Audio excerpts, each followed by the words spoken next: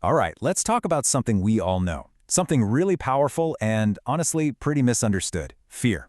But what if we started looking at it differently? Not as something to just run from, but more like a system that comes with a user's guide. We're going to dive into what its real purpose is and maybe even how to use its power. You know that feeling, right? It's so physical. This line just nails it. This goes through my bone. It's not just some abstract thought floating around in your head. No way. It's this full-body experience that just grabs all of your attention right from the get-go. Okay, so let's start with the side of fear we're all familiar with. We're talking about fear as, well, the uninvited guest. The one that doesn't bother to knock, doesn't ask if it's a good time, it just shows up.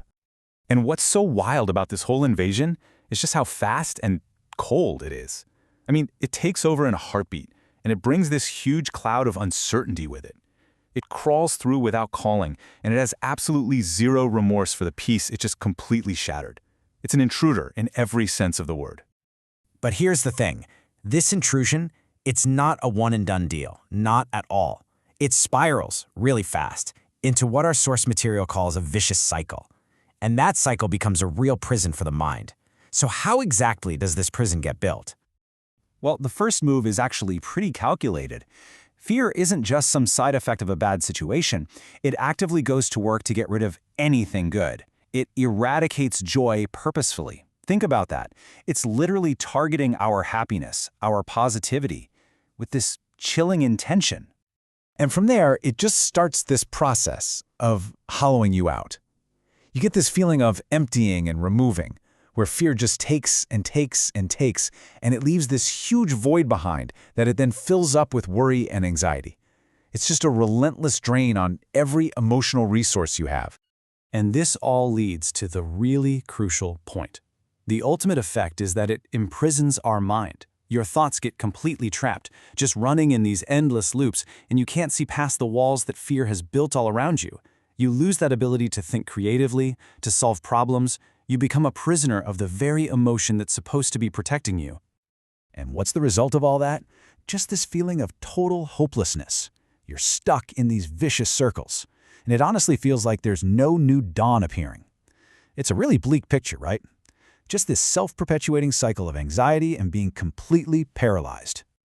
So that's the picture we're often left with, isn't it? But hold on, is that really the whole story? Is this dark reality the only reality? Is fear just this bad guy, this unfeeling intruder?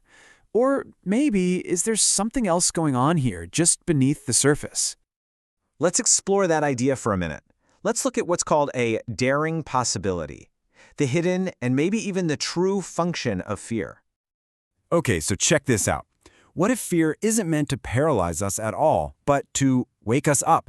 The source suggests its real function is to make us aware, to be attuned with our reality. So it's not an enemy. It's more like a biological notification system, you know? An internal alarm that's telling you, hey, pay attention to what's happening right now. And this really lays out the two faces of fear perfectly. On one side, you've got the prison we were just talking about, the one that traps our minds and just drives us in circles. But look at the other side. You've got fear as the teacher, the force that doesn't trap you, but actually shows you what your next move should be. It can literally drive you forward, away from the danger. Now, let's be super clear. This doesn't mean fear suddenly feels good. Haha, not at all. The source totally acknowledges that it's deeply unpleasant. And yet, right there inside that unpleasantness, it contains a daring possibility. The possibility for awareness, for action, and for real change. So this brings us to a kind of crossroads, right? If fear can be either this prison or this teacher, then we're faced with a really fundamental conscious choice in how we respond. Are we going to be a victim to it or a warrior with it?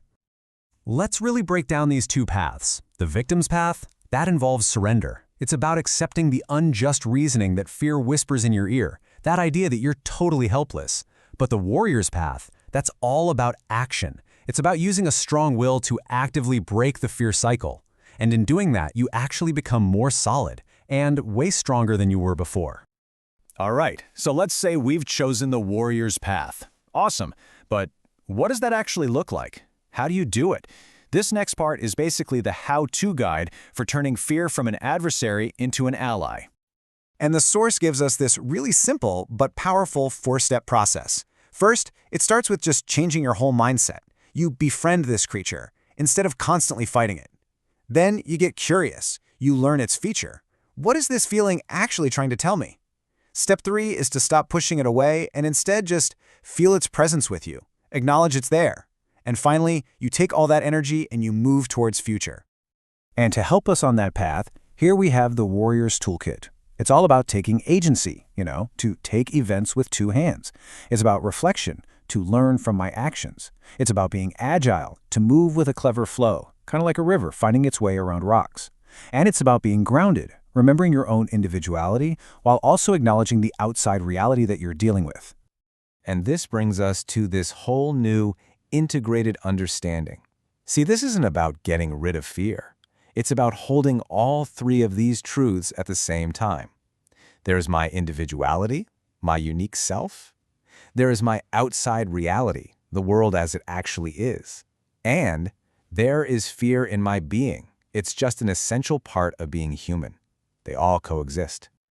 So, what's the point of all this work? Of befriending fear, of becoming a warrior? Well, the ultimate goal is actually incredibly optimistic. It's to construct a beautiful beginning.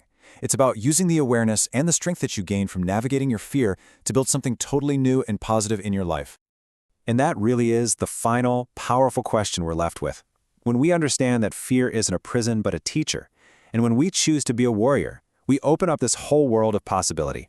So the question isn't just a general one, it's for you. What beautiful beginning are you going to construct?